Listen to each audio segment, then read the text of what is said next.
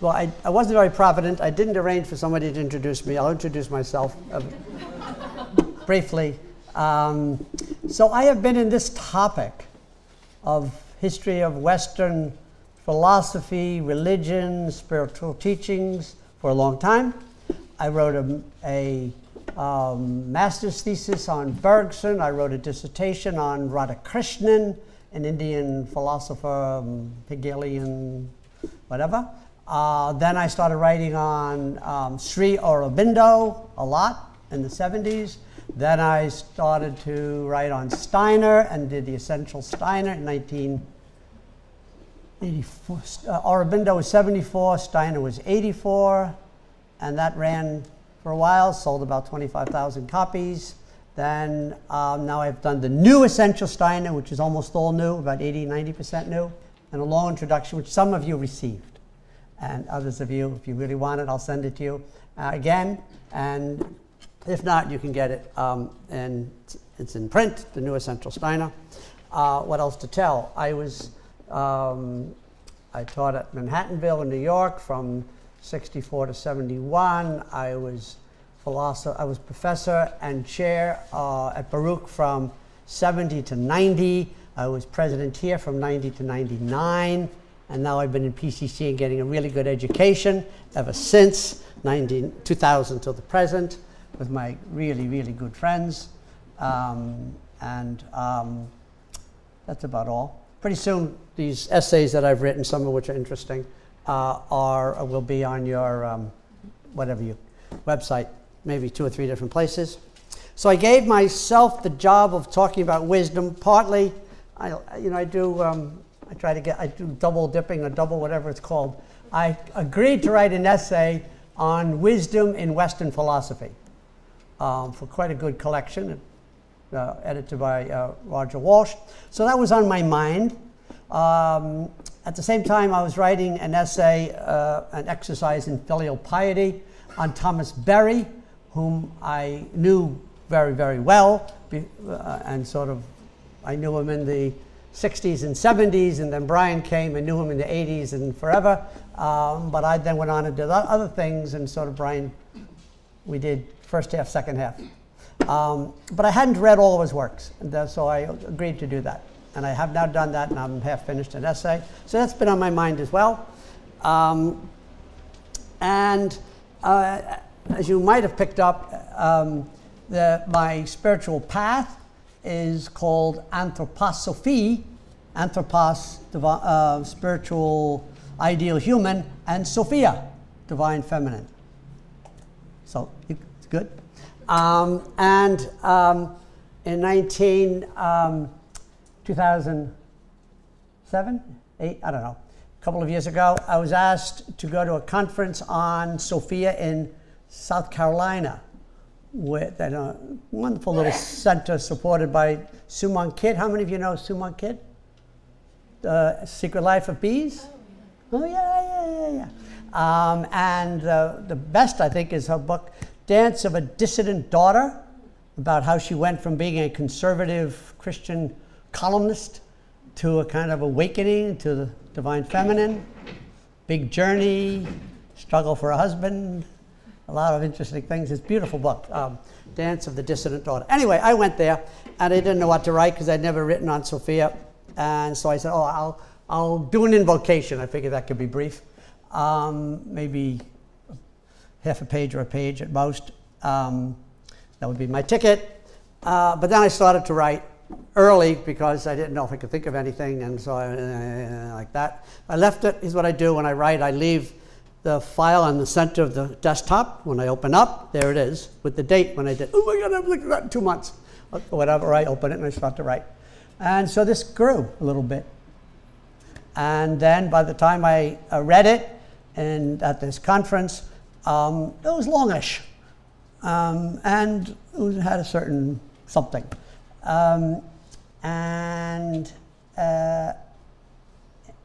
Just before that, I had written an essay, also a ticket of admission, for a conference on panentheism at Esalen. In other words, the next great work was really the subtext.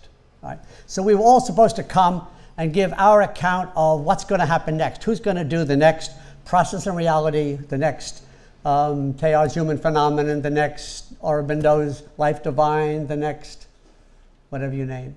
The Dalai Lama doesn't have a book quite like that. Hegel has Phenomenology of Spirit. Steiner has Outline of Esoteric Science, I guess. That would be his entry. It's not clear what James's would be, or Goethe. But anyway, these are the biggies. And so who's going to write the next one? And what's it going to be like? And I wrote this essay, which I hope you have read. How many of you read the essay I sent you? Okay, that's good. Most of you. I'm sorry for those of you who didn't. I'll try to... Oh, you have a copy now.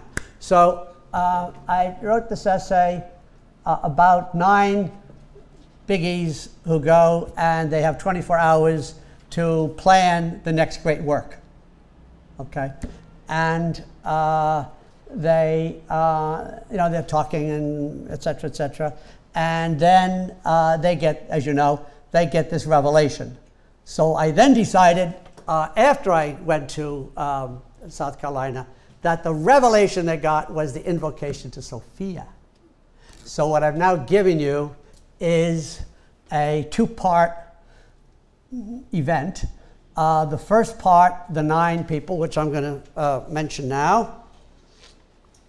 I'll turn to them. Look at about the 3rd page. And this is a reminder for those of you who read it last week, and an introduction for those of you who, for whatever reason, didn't read it. Here they are: Goethe, Hegel, James, Whitehead, Steiner, Aurobindo, Jung, Teilhard, and the Dalai Lama. So these would seem to me to be the candidates for WISE, all but 2 in the West. I'm sure I'm missing excellent candidates, but these are the ones I know. And these are very PCC people. All of them have a pretty prominent place in this program. So I'm always having that eye out. What's going on in CIIS? What's going on in PCC? How do we get the word out? How do we get clear about what we're trying to do together, etc. So those are my candidates, all right? So now you know the sort of the game plan. Okay, with that, maybe I'll keep going a little bit with this. Okay, it wasn't what I planned, but here I go. So now look at the next page where it says some of the Enneads. See what that is? Or even better, before that, sorry. See the page before where it's page 2, it says various groups of bloggers. Okay? Now, in Goethe's time, there weren't so many bloggers. But nevertheless, we're able to function in multi-century consciousness in this class. I'm counting on you for that. So Goethe was accused of being not very philosophical. Hegel was accused of being dated and Eurocentric and hard to read. James of being indecisive because he was such a pluralist he could never commit to anything. All of his doors went in and out. Whitehead of using too many neologisms. That's certainly true. Aurobindo of being vague and Victorian, which is, yeah, true. Steiner being too esoteric. I don't know if that's a big fault, but there it is. Jung of emphasizing the symbolic at the expense of the historical. That's a I wouldn't say it's a shot across the bow, but it's a it's an attitudinal point on my part. Teilhard being too Orthodox Roman Catholic, so I knew about Teilhard in college directly from Thomas Berry, but I walked because it was too Catholic for me at that time. And then the Dalai Lama. It's really hard to think of something wrong with the Dalai Lama. I tried so hard. Okay, so the best I could get is that he's insufficiently evolutionary. And then I'm inclined to say under my breath, who cares? Dalai Lama, stupid. Okay, so he is the best. You all know that. So then some of the Enneads proved especially effective in representing various sources of human wisdom. And now I'm trying to build, now I'm into the lecture, right? These are my candidates, but all but one, which you're going to hear about in a minute. So Goethe brought a gentle empiricism. This is his word for his method, a gentle empiricism. We would call it phenomenology. Okay. Hegel brought the entire history of Western thought. That's true.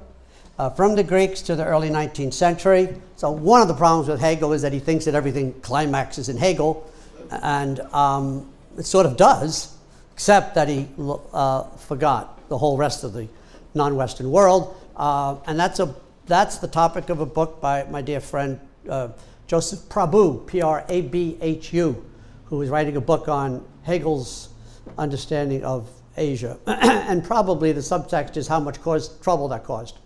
Though that's not a quote from him. James brought a rich synthesis of psychology, philosophy, and religion, and that's certainly true. I think he was the top of the field and top of all three of those fields at the time of his death in 1910, certainly in the American tradition. Whitehead introduced insights based on philosophy of William James. That's true. He came to Harvard to work, he said, to work out the insights of William James. But he also had all this great science, not just psychology as James had, but physics and mathematics. So that's a really great synthesis, all right? Aurobindo presented a vast evolutionary neo-Hegelian. He never mentions Hegel, but Hegel is running through his mind and bloodstream because he studied at Cambridge, at King's College. King's, right? Jake, did you ever go to his room at Cambridge? To whose? To Aurobindo Ghosh's room at Cambridge? You didn't? I got to see it in King's, but certainly he was present as a sort of, I've got a fellowship there for someone, actually, if anyone does a doctorate here on Aurobindo and they want to go and do a postdoc. Right. They've got one every year. Yeah. I did see this room with the plaque. Really? Yeah. I also went to where he was imprisoned in Alipur jail in Calcutta. Yeah, it wasn't nice. It was better at King's than at Alipur jail. That was a bad scene. Steiner presented esoteric traditions and the conception of Christ forming the subtle body of the earth. Also Krishna, Buddha, painting, sculpture, economics, etc. Jung brought the whole of Western psychology as well as religion, art, culture, and it's all psychologically rich, considered. And how many of you are taking the Jung course? Yeah, so you've got a good candidate for wisdom right there. He's a major candidate. Teilhard de Chardin espoused a seamless synthesis of science and Roman Catholic spirituality. I just read Thomas Berry's essay, critical of Teilhard in a book called Teilhard and or in the 21st Century. Anyway, it's a terrific collection of essays. And I think Thomas just got this idea that he was sort of not being sufficiently differentiated from Teilhard, but he was unhappy with part of Teilhard, namely the part where Teilhard is such an advocate of Western science, technology, progress. That was a big one. The other one is that Teilhard didn't really get non-Christian spirituality at all. Even he lived in China for 20 years, doing bones. But the people next and left and right were Taoists and Confucians. He just didn't take it in. Now he had a perfectly adequate spirituality, but from Thomas's point of view, this is not what we need. So it's a critical piece in this book, Teilhard in or and the 21st Century. Very interesting essay and a very interesting book. And the Dalai Lama brought the entire Buddhist tradition, complemented by Gandhian nonviolence, and he's of course very wonderful.